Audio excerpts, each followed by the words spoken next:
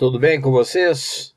É um prazer enorme estar entrando aí na sua casa através do canal Escola do Som, onde a gente vai compartilhar aqui juntos algumas coisas interessantes. Eu espero que você saia um técnico formado assistindo todo o curso que começa a partir de hoje e está sendo publicado aí no YouTube. Então se inscreva no canal. Chame mais outros interessados, você que gosta de mexer com som, você gosta de música, é músico e também quer montar um home studio.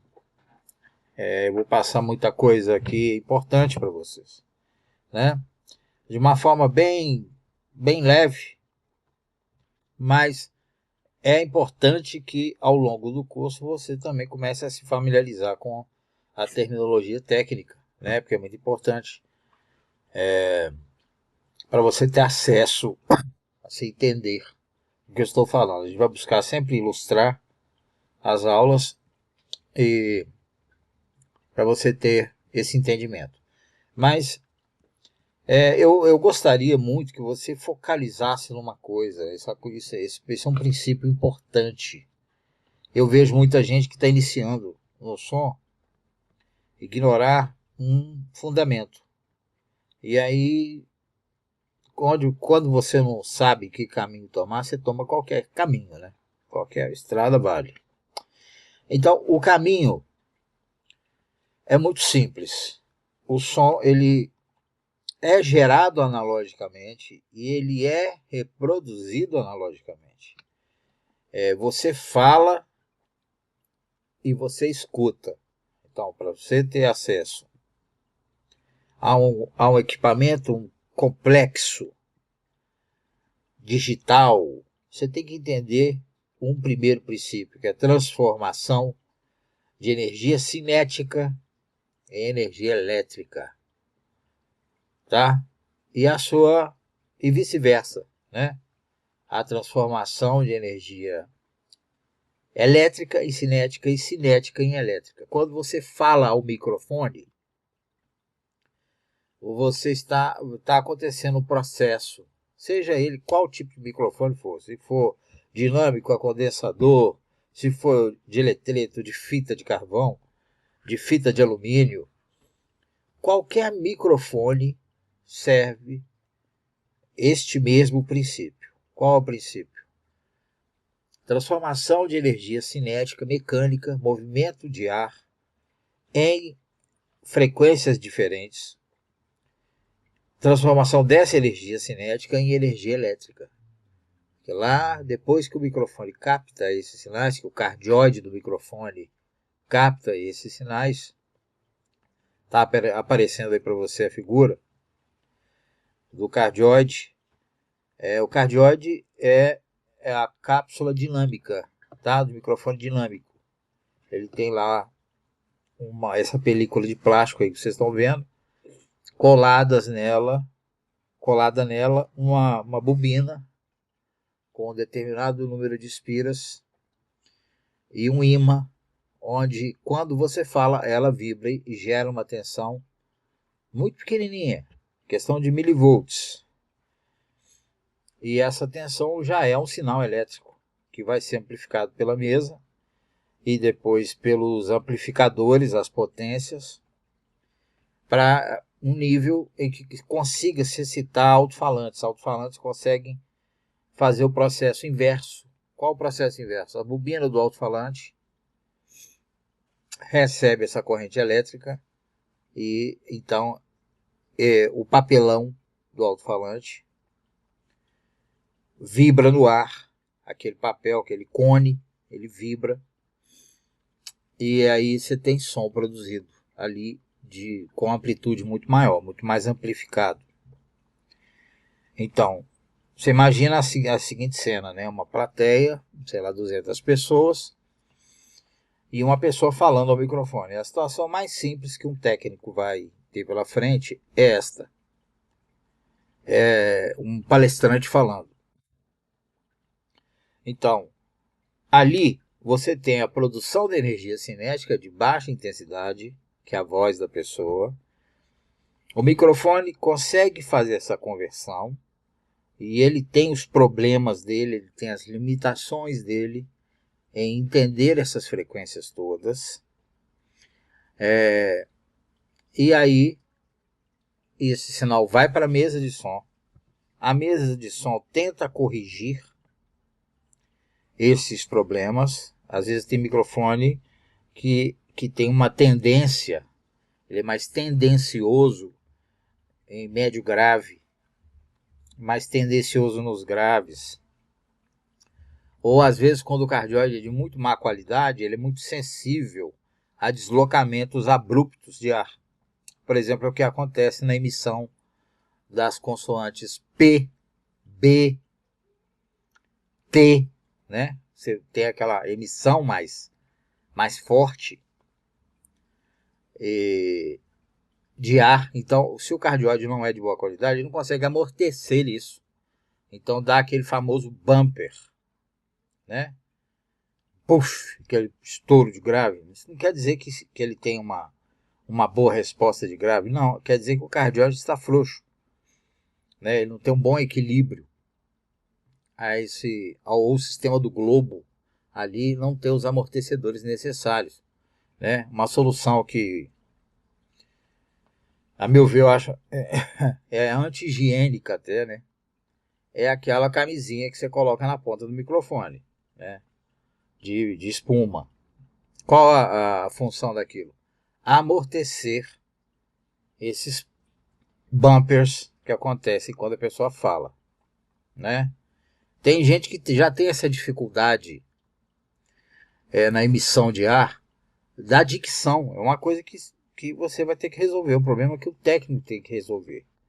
Porque a matéria-prima lá já é uma matéria-prima dificultosa, vamos dizer assim, né? Então, o microfone, ao transformar essa energia cinética em energia elétrica, ele tem também a sua forma de ver, vamos falar assim, de enxergar o som. Então, pode haver muita dificuldade em reproduzir essas frequências corretamente, dependendo da qualidade do microfone. Os microfones com fio dinâmicos são os mais comuns para uso numa palestra. Estamos usando, lembre-se que eu estou usando o exemplo mais simples, tá? Eles ainda conseguem ter um equilíbrio mais, uma faixa dinâmica mais ampla do que os microfones sem fio, porque o microfone sem fio, não se esqueça disso, é um transmissor. E transmissor tem que respeitar uma largura de faixa, né? Então, se a pessoa tem um driver muito forte na voz, se ela grita muito, ou ela afasta o microfone quando ela for gritar, e ela tem que ser orientada pelo técnico, é o técnico que fala, né? Esses pastores pentecostais, né? Gosta de ver o som saturar, distorcer. Mas essa distorção que acontece na transmissão do microfone não tem muito o que fazer. No microfone com fio, ainda existe, muito difícil saturar um microfone com fio, tá? Mas ocorre, é mais fácil saturar a mesa, então você tem como corrigir no ganho da mesa a quantidade de som que está chegando. Mas nos microfones sem fio, o transmissor tem uma faixa, então eles têm uma série de processamentos lá dentro, né? Compressores, vocoders, companders, que vão tentando trabalhar esse sinal para que ele fique o máximo possível dentro da banda, da largura do canal de transmissão. Muito bem. Voltando então ao ponto da transformação da energia cinética da voz em energia elétrica, esse processo é analógico, tá? O tratamento é todo digital hoje em dia. Cada vez a gente vê mesas analógicas indo embora e mais mesas digitais, sem problema nenhum. Eu não sou contra quem gosta de usar mesa analógica, não. Tem mesas analógicas que os amplificadores são verdadeiros, os pré-amplificadores são verdadeiras obras de arte, né? Tem várias, Allen Hatch, alguns modelos da Mackie iniciais eram timbres maravilhosos, né? Behringer, tem muita mesinha bacana, com timbre gostoso, né? Pré-amplificadores que conseguem empurrar potências relativamente difíceis de serem bem excitadas, né? Mas enfim, então você tem lá essa transformação. As primeiras correções que tem que ser feitas são no sentido de fazer com que aquela voz seja amplificada na sua forma mais fiel à voz que um ouvido ouviria, né? Não adianta você enfatizar grave se na voz da pessoa não existe grave, não está dentro do espectro de grave, né? Não adianta você colocar a pessoa está afônica, por exemplo, tá muito anasalada, às vezes o microfone ainda exacerba. Aí você tem como tirar um pouquinho, a mesa faz essas correções iniciais, né? Ela tem normalmente um equalizador que consegue fazer essa equação, este equilíbrio. Equalização é equação. Tirar o que está sobrando, colocar o que está faltando, dar uma limpadinha ali para o som chegar, para fazer a primeira correção da visão do microfone. Só que não para por aí, porque a partir do momento que você tem caixas de som e um ambiente, o ambiente também tem suas dificuldades em reproduzir todas as frequências, e as caixas de som também têm que ter um equilíbrio necessário para reproduzir com fidelidade o som que está sendo amplificado.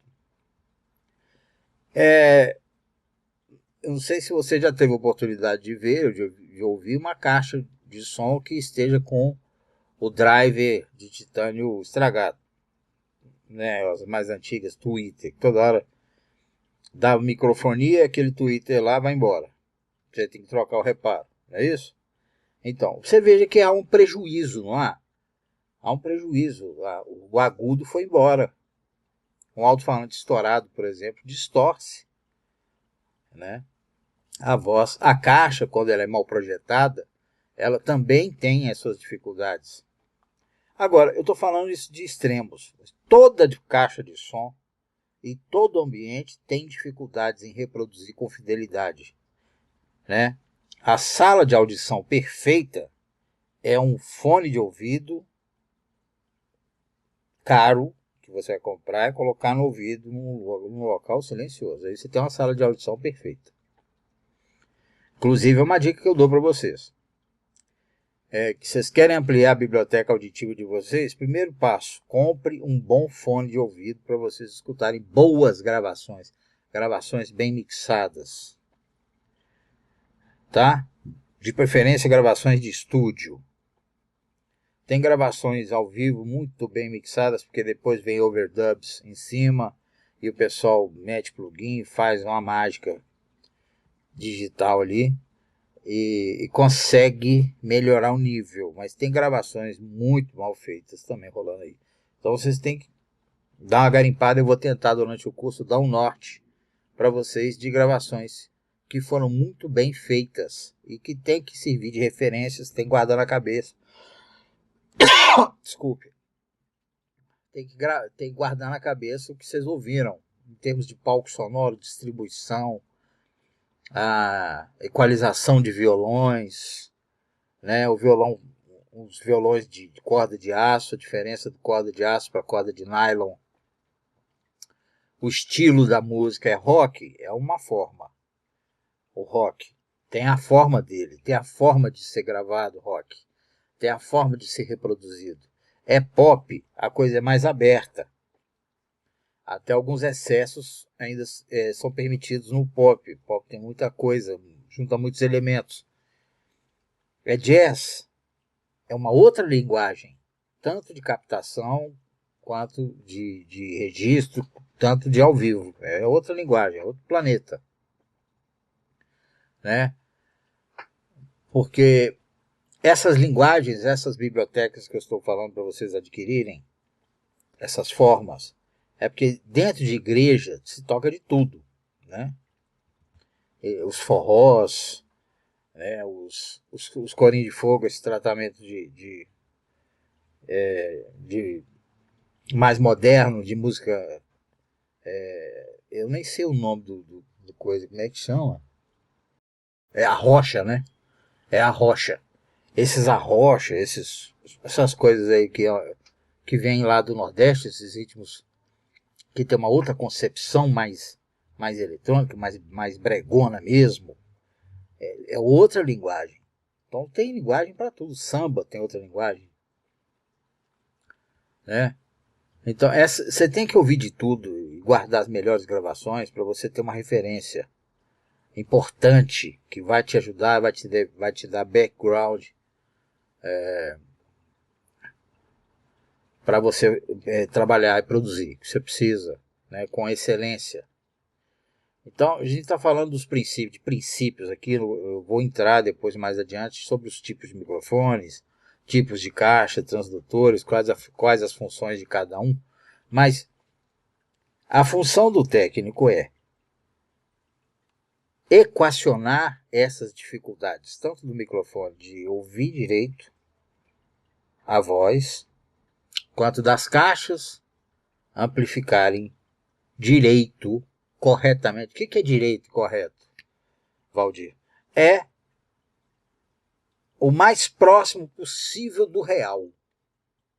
É aquela voz que você vai chegar. Você não conhece a pessoa, você vai lá, escuta um pouquinho da voz dela e tal, né? Se ela já tem alguma coisa gravada, escuta as gravações, né? Como é que os engenheiros fizeram as primeiras gravações, que possivelmente passaram pela aprovação do próprio artista, né? Então você tem que escutar aquilo ali para ter uma referência, né? Então a nossa referência sempre é o som da verdade, como ele é. Então veja como é importante essa questão. Você vai amplificar, por exemplo, com uma bateria. Se você não fizer determinadas correções de ganho na mesa e de timbragem, procurando retirar harmônicos, ressonâncias, tanto da ambiência como do próprio tambor mesmo, da característica do tambor, algumas ressonâncias, o microfone não consegue escutar o som do tambor como um ouvido escutaria ele no ao vivo.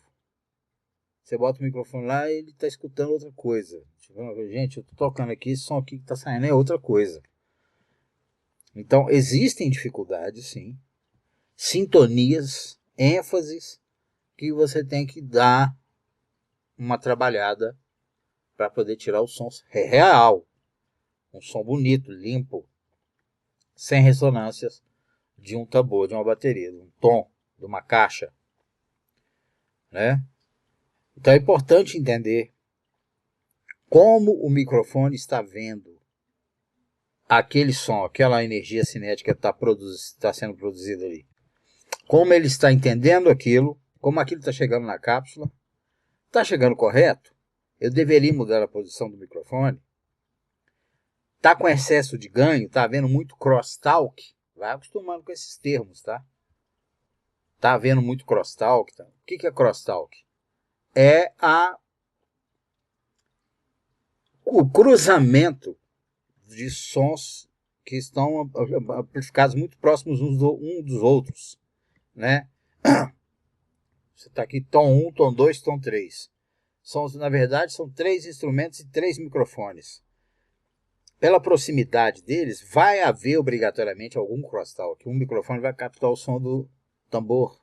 O microfone do tom 1 vai captar o som do microfone do floor tom. pouquinho, né? Então você tem que equilibrar o ganho, para não haver tanto crosstalk. Você, quando equalizar um tom e for abrir o segundo tom, não haver uma diferença nas equalizações, na equação de som, tá? Para ver o balanço estéreo bonitinho, né? Como se a pessoa estivesse vendo. Eu gosto, nas gravações que eu faço, colocar o tom 1 mais à esquerda, o chimbal mais à esquerda ainda, o tom 2 mais à direita, o floor tom bem mais à direita, bumbo central, caixa central e os pratos também distribuídos conforme a posição que eles estão na bateria. Eu gosto de fazer pela visão do baterista, não pela visão de quem está vendo. Mas tem gente que gosta de fazer o contrário, também funciona, né? Então, se há o crosstalk muito alto, se existe um cruzamento, o efeito estéreo é quase perdido, né? Então, crosstalk é esse cruzamento, tá vazando, vocês vão ouvir demais esse termo, né? Tá vazando o tom 1, tá vazando demais na caixa, tá vazando. Diminua o ganho na entrada, né? Para você deixar ele mais míope. Vamos falar, já que a gente está utilizando esta analogia de visão, né? Deixar o microfone mais míope em cima daquele som onde é a proposta da captação. Tá bom?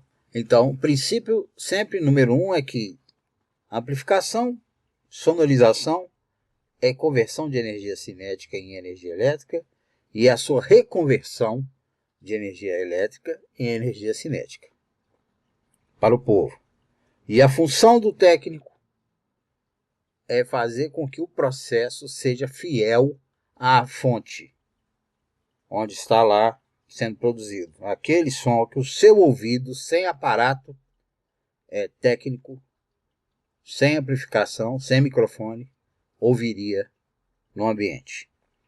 Então, todos os periféricos que você conhece, equalizadores, compressores, gates, efeitos, têm a intenção de corrigir e simular ambiências, corrigir, no caso, frequências, para que o som esteja ambientado num palco sonoro e seja tão bonito quanto é bonito o que está sendo produzido lá. Né? Não vou falar de gosto aqui. Tem gente que acha lindo algumas músicas aí que eu não ouviria nem que se você me pagasse R$100 por dia, R$100 por hora para ficar ouvindo aquilo ali. Então não estou falando de gosto, estou falando assim que a beleza está no ouvido de quem escuta, não é isso? Então o papel do técnico é em não interferir no processo. Ele tem que fazer este processo acontecer numa boa, tranquilo. E tem que ter domínio dessas situações todas e a gente começa hoje, tá? Você entendeu o princípio que a energia mecânica é transformada em energia elétrica, energia de corrente alternada, que envolve frequências, que envolve a forma como o microfone está vendo aquela situação, uma forma que ele está escutando, vou falar assim, se a conversão está sendo bem feita ali, tem diferença do som ao chegar à mesa, o que você vai fazer? Para que o som fique igual ao real, o som da verdade e da voz. E se você conseguiu chegar nesse resultado, você também provavelmente já está corrigindo problemas das caixas. Mas quando a gente já fala de polifonia, quando a gente fala de várias coisas tocando ao mesmo tempo, aí se você não corrigiu o ambiente e as caixas, amigo, você está enroscado. Você vai ter problema. Você vai ter realimentações acústicas, microfonia, vai ter um instrumento embolado com outro, você não vai conseguir diferenciar a timbragem de um teclado com uma guitarra, com um violão de aço, um de nylon, né? Porque é bem complexa as bandas. As bandas hoje são bem complexas, né? Então, e são sons que muitas vezes você não tem nem referência acústica, né? Tem teclado que produz som que é ele que produz. Aquele som ali não existe na matéria, ele existe virtualmente um som eletrônico. Entende? Bom, enfim, uma introdução. E eu gostaria muito do retorno de vocês aqui nos comentários. E pode colocar perguntas, eu vou responder a todas, tá? E vou dar dicas também de uma boa biblioteca auditiva universal. Não vou colocar só no meio cristão. Vou colocar algumas coisas para vocês ouvirem que foram muito bem gravadas e que tem que entrar na mente aquele som, aquela concepção de palco sonoro para você buscar a hora que você precisar, na hora que essa situação se apresentar. Essa biblioteca auditiva vai lhe render excelentes intuições. Te garanto. Tá? Beijo grande. Não se esqueça de se inscrever no canal, de indicar para outras pessoas. Se você está gostando dos vídeos, para o algoritmo do YouTube e fazendo o trabalho dele, né, de divulgar mais os vídeos. Então, a gente começa com esse primeiro capítulo, que é um capítulo introdutório, e as aulas vão ter mais ou menos essas durações aí, entre 25 e 30 minutos, tá? Um beijo grande, com Deus, até a próxima.